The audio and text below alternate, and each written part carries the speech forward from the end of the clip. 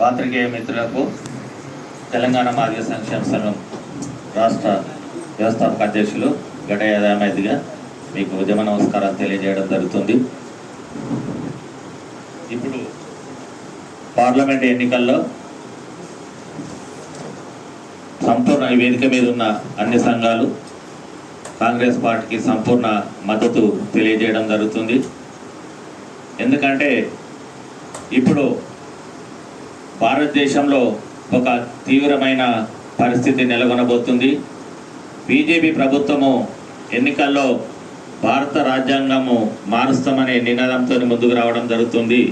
ఏదైతే భారత రాజ్యాంగం రాస్తామనే నినాదానికి వ్యతిరేకంగా భారతదేశంలో ఉన్న లౌకికవాద శక్తులందరూ కూడా ఏకం కావాల్సిన పరిస్థితి ఇప్పుడు ఏర్పడుతుంది.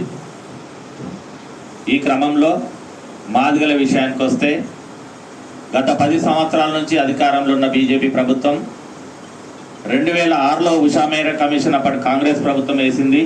2008లో ఉషా మేర కమిషన్ రిపోర్టు కూడా కేంద్ర ప్రభుత్వం దగ్గర ఉన్నది. 2014 ఎన్నికల కంటే ముందు బీజేపీ ప్రభుత్వం అధికారంలోకి వస్తే 100 రోజుల్లో వర్గీకరణ చేస్తామని చెప్పేసి ఇప్పుడు 10 సంవత్సరాలు అవుతుంది. ఈ ఎన్నికల ముందు మళ్ళీ 10 సంవత్సరాల ముందు అయింది, వర్గీకరణ చేయలేదు.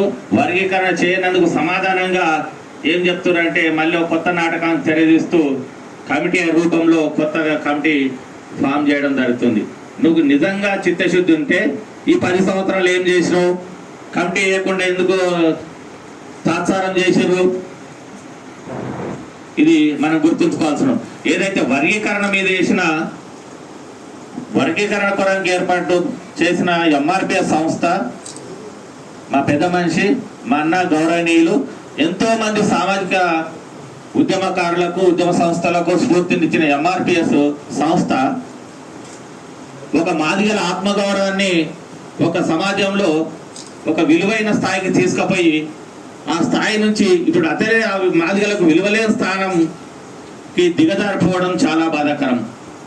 మందకృష్ణ మాదిగ గారు, మీరు మిమ్మల్ని ఒక మహానాయకుడిని తయారు చేయడానికి మాదిగలే కాదు, మాదిగ ఉపకులాలే కాదు, దళితులు, సమాజంలో ఉన్న అన్ని వర్గాలకు మన ఉద్యమానికి సపోర్ట్ చేసినాయి.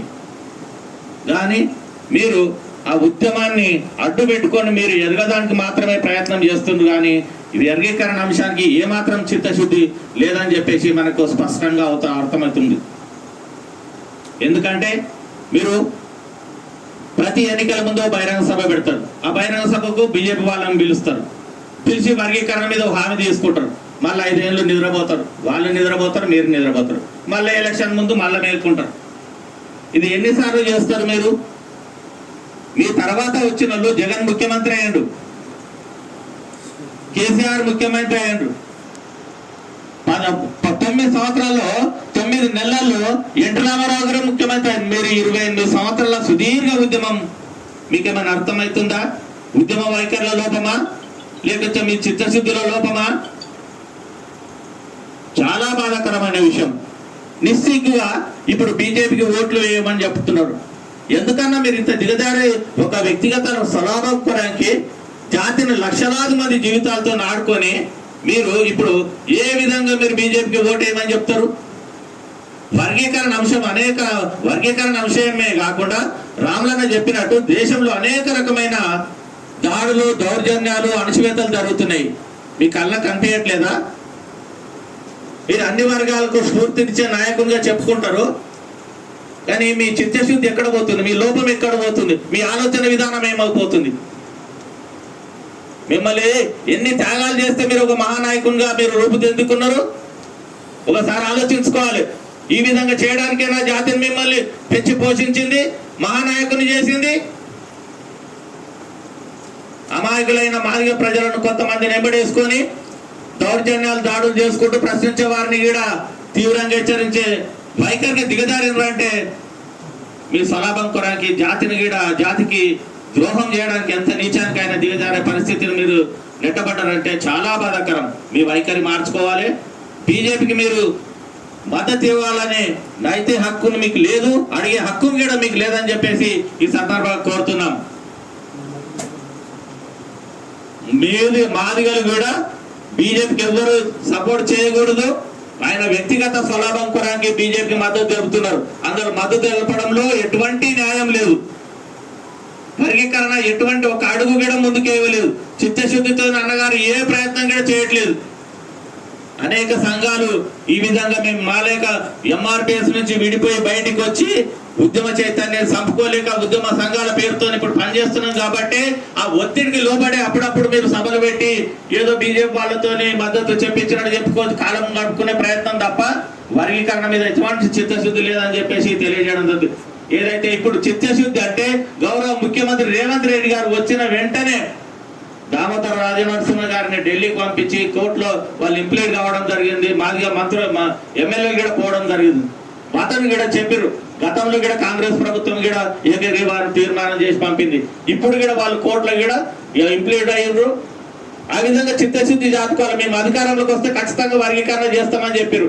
గతంలో కూడా ఉషా మేర కమిషన్ వేసింది. ఉషా మేర కమిషన్ కూడా మాదిగల న్యాయమైన కోరిక వర్గీకరణ చేయడం నిజమైంది న్యాయమైంది అని చెప్పడం జరిగింది. కాబట్టి కాలయాపన పేరులో బీజేపీ మందకృష్ణ ఆడుతున్న నాటకాలను కూడా ప్రజలు వారు విశ్వసించవద్దు అని చెప్పేసి ప్రజలు మేల్కోవాలని చెప్పేసి అప్రమత్తంగా ఉండాలని చెప్పేసి తెలియజేయడం జరుగుతుంది.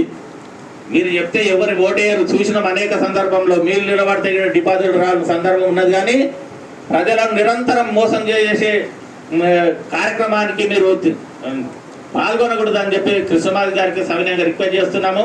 అదేవిధంగా మోత్పల్లి నరసింహ గారు కూడా మాదిగ కార్డు వాడడం జరుగుతుంది. మాదిగల గురించి మాట్లాడడం జరుగుతుంది. పదవులు ఉన్నప్పుడు ఎప్పుడు కూడా మాదిగ ఉద్యమాలలో పాల్గొన్నది లేదు. మాదిగ ఉద్యమాలకు సపోర్ట్ చేసేది లేదు.